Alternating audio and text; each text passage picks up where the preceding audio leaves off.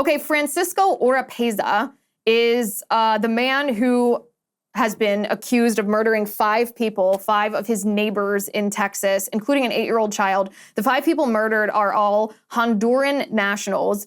Julissa Molina Rivera, age 31, Sonia Argentina Guzman, age 25, Diana Alvarado, age 21, Jose Casares, age 18, and Danielle Lasso, age 8. 5 people murdered in cold blood. This murderer, Francisco Oropeza, is on the loose. He's on the lam. The sheriff in Texas has handed it over to the FBI because they don't know where he went and they can't find him. He's armed and dangerous, considered to be literally anywhere. This killer is 38 years old. And what surfaced, not immediately when this story was reported, but what has since surfaced is that Francisco Oropeza is an illegal alien. He is not a citizen of the United States. He is here in our country against the law. He is prohibited from being in our country, and yet he not only is here, he murdered 5 people while here. He's been deported reportedly 3 different times and come back. So started out not in our country, came across the border.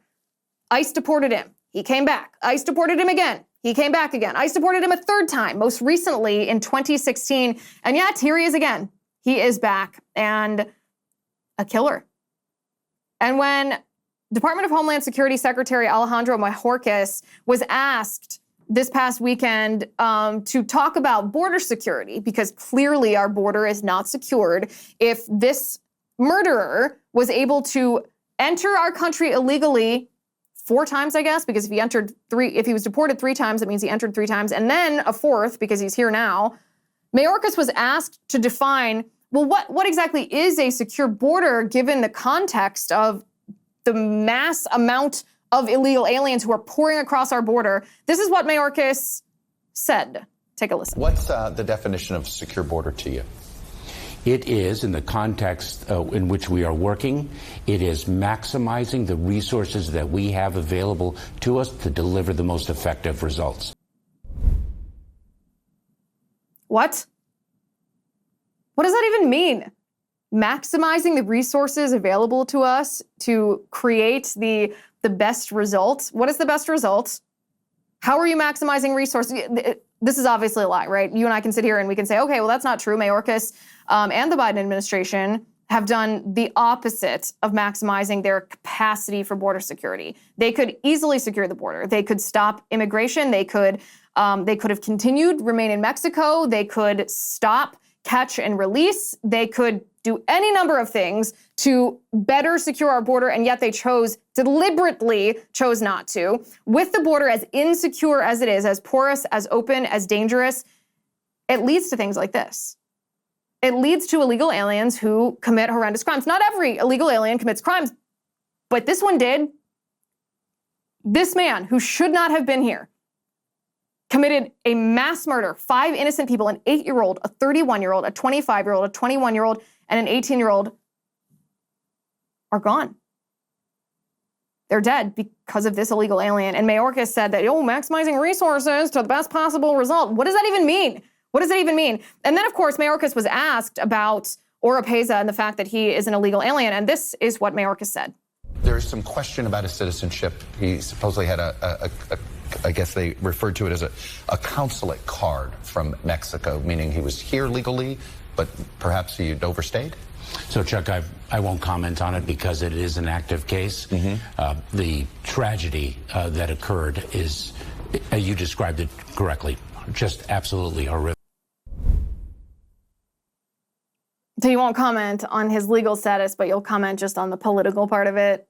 I hate when politicians do that. It's one of my pet peeves when they say, well, I can't comment on it except the way that I want to comment on it. I'm going to ignore your actual question, the information that is due the American public, and I'm just going to make my comment that'll help me politically. Mayorkas should be impeached. For this alone, he should be impeached. He has neglected his duty to secure the United States border, the southern border specifically, and this is the result of it. Okay, the Wall Street Journal, I don't know why this isn't headline news everywhere. This is the kind of stuff that really convinces me that there is a conspiracy to conceal the actions of Jeffrey Epstein. A conspiracy to conceal everybody who knew the reality of what Jeffrey Epstein was doing. Like, where did he make his money? And why was he palling around with the richest people on earth, the most powerful people on earth, politicians and bankers and Hollywood celebrities and presidents of the United States? Why did he have such close connections to the intelligence communities, both here in the United States and in Israel? How did he talk himself out of being prosecuted on the federal level for offenses, for child sex trafficking?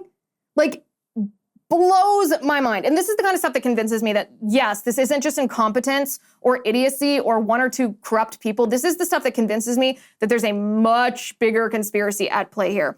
The Wall Street Journal.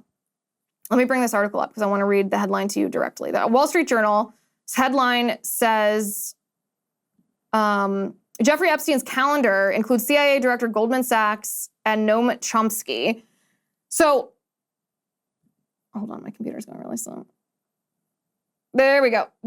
Epstein's private calendar reveals prominent names, including CIA chief, Goldman's top lawyer, schedules, emails, detail meetings in the years after he was a convicted sex offender. Visitors cite his wealth and connections. This is what the Wall Street Journal writes. The nation's spy chief, a longtime college president, and 2 women in finance. The circle of people who associated with Jeffrey Epstein years after he was a convicted sex offender is wider than previously reported, according to a trove of documents that include his schedules.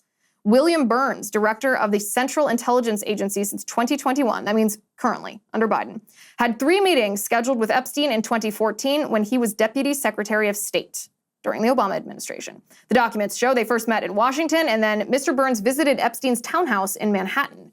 Catherine Rumler, a White House counsel under President Barack Obama, had dozens of meetings with Epstein in the years after her White House service and before she became a top lawyer at Goldman Sachs Group in 2020. He also planned for her to join a 2015 trip to Paris and then a 2017 visit to Epstein's private island in the Caribbean.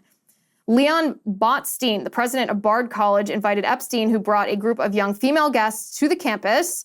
Noam Chomsky, a professor, author, and political activist, was scheduled to fly with Epstein to have dinner at Epstein's Manhattan townhouse in 2015. None of their names, the Wall Street Journal writes, appeared in Epstein's now public Black Book of Contacts or in the public flight logs of passengers who traveled on his private jet. The documents show that Epstein arranged multiple meetings with each of them after he had served jail time in 2008 for a sex crime involving a teenage girl and was a registered sex offender. The documents, which include thousands of pages of emails and schedules from 2013 to 2017, have not been previously reported.